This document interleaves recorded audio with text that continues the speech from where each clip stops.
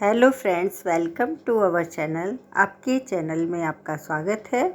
जैसा कि आप जानते हैं, अभी नवरात्रि आ रही हैं और हम उसमें उपवास करते हैं, व्रत करते हैं, फास्ट करते हैं। उससे हमारे शरीर को नई ऊर्जा मिलती है।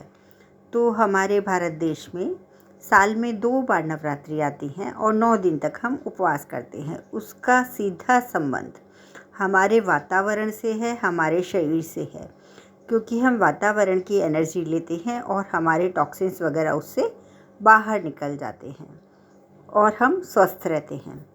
उसको आयुर्वेद सभी चिकित्सा पद्धतियों में, नेचुरोपैथी में, सभी में माना गया है कि उपवास करना चाहिए।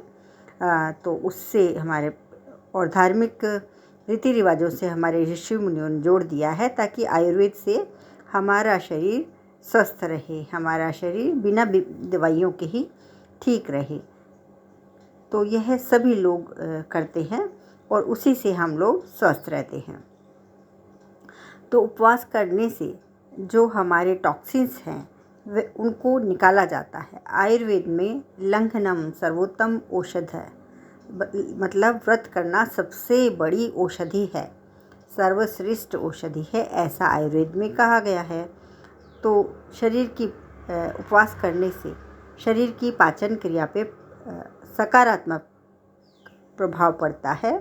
आयु संबंधी बीमारियां दूर हो जाती हैं और हमारा मानसिक स्वास्थ्य भी बहुत अच्छा रहता है, जिससे कि 12 घंटे से अधिक कुछ यदि आप नहीं खाते हैं तो कीटोसिस की प्रक्रिया शुरू हो जाती है, जिससे हमारे शरीर की जो कोशिकाएं शरीर में मौजूद फैट यानी कि चर्बी को गलाकर उनको ऊर्जा उनसे लेना शुरू कर देती हैं।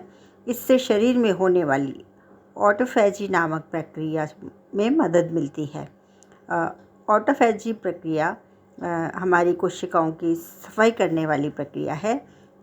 जो कोशिकाओं में पैदा होने वाले अपशिष्ट पदार्थ, नुकसान करने वाले विषैले तत्व को शरीर द्वारा बाहर निकाल दिया जाता है, जिससे कि हमें arthritis, asthma, BP, cholesterol, diabetes, liver, kidney कुछ की संबंधित कोई भी बीमारी नहीं होती है।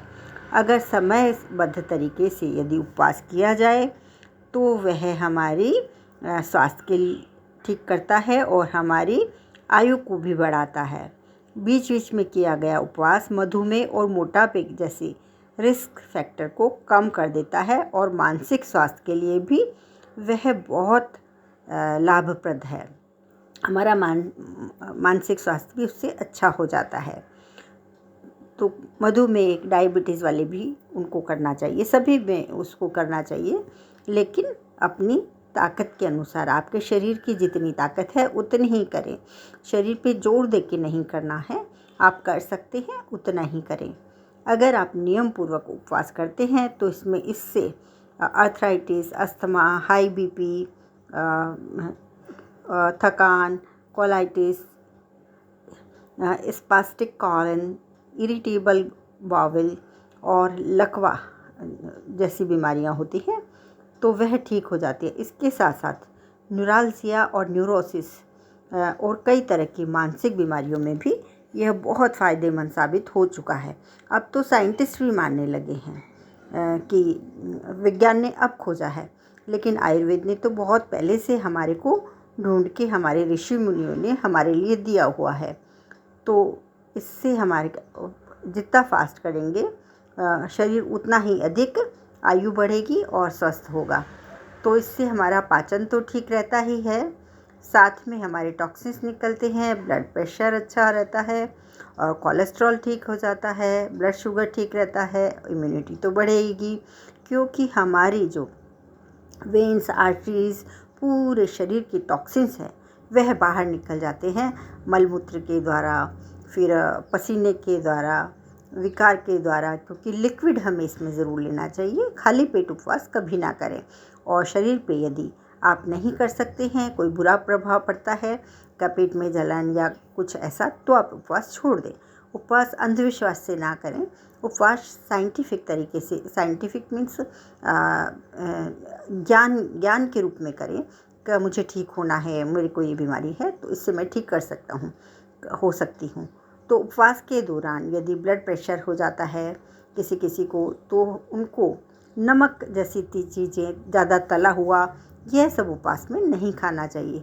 उपवास में ऐसी चीज़ें खानी चाहिए जो हमारे को हल्की हों और हमारे को टॉक्सिन्स निकालने में, हमारे शरीर की गंदगी निकालने में हमारे को फ़ायदा करें। इससे हमारी स्किन भी अच्छी हो जाएगी और हमारे शरीर फुर्तीला हो जाएगा, शरीर दिमाग सब एक्टिव हो जाएगा, बहुत सुंदर, और सुचारू रूप से काम करने लगता है। और आंतों में भोजन के रस को सोखने की क्रिया में वृद्धि हो जाएगी, जिससे हमारा मेटाबॉलिज्म अच्छा होगा और उससे बहुत सारे फ़ायदे होंगे। तो उपवास करने से हमारा रेस्पिरेटरी सिस्टम भी अच्छा हो जाता है। यदि उसमें कोई लंग्स में या रेस्पिरेटरी सिस्टम में कोई प्रॉब्लम होती है तो वह भी ठीक हो जाता है। तो इससे स्वाद ग्रहण करने वाली जो टेस्ट बड्स हैं वह भी वापस से ठीक हो जाती हैं और हमारा आत्मविश्वास हमारा इतना बढ़ जाता है कि हम अपने आप पे, अपने विचारों पे भी नियंत्रण कर सकते हैं। तो ये बहुत ही फ़ायदा है। लेकिन जब आप उपवास करें तो भारी चीज़ें नहीं खानी चाहिए। तला टेस्ट के लिए आप उपवास नहीं करें, ऐसा उपवास आप ना ही करें तो अच्छा है। सात्विक भोजन लेने से उपवास का फ़ायदा बहुत अधिक हो जाता है। तो और उसमें यदि हम हमारे मानसिक शांति के लिए भजन कीर्तन करते हैं तो भी उसका फ़ायदा बहुत ज़्यादा हो जाता है, क्योंकि हमारा मानसिक स्वास्थ्य खुशी हो जाती है, जिससे हमारे दिमाग में भी ऐसे एंजाइम्स निकलने लगते हैं जिससे सीक्रेट होते हैं, जिससे कि हम मानसिक स्वास्थ्य हमारा अच्छा हो जाता है। तो सात्विक भोजन हमें लेना चाहिए। और जैसे आयुर्वेद में 3 दोष बताए हुए हैं सभी रोगों के लिए, वाता पित्त कफा। तो इन तीनों दोषों में कमी या अधिकता होती है तो बीमारियां घेर लेती हैं। लेकिन जब हम फास्ट करते हैं, सात्विक आहार लेते हैं, तो हमारे शरीर में ये बीमारियों की संभावना ख़त्म हो जाती है और हमें कोई दवाई लेने की ज़रूरत नहीं रहती है, क्योंकि बिना दवाई के ही वह हमें ठीक कर देता है। तो उपवास कोई औषधि नहीं है, लेकिन यह औषधि से कम भी नहीं है।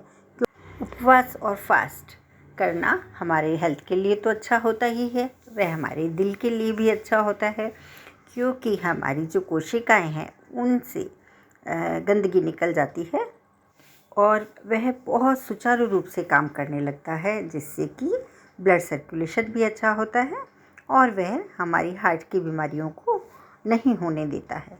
तो हार्ट के लिए भी यह बहुत अच्छा है। तो फास्ट आप ज़रूर करें, आपका शरीर डिटॉक्स होगा, वेट भी कम होगा, पाचन तंत्र के लिए भी अच्छा होगा, स्किन आपकी ग्लोइंग हो जाएगी, और क्योंकि आपके सभी जो अंदर की टॉक्सिन्स हैं, गंदगी है, वह आपकी ख़त्म होती जा रही है। तो प्लीज़ लाइक, शेयर और सब्सक्राइब करें और अपने सवाल या सुझाव कमेंट बॉक्स में ज़रूर लिखें। Thank you.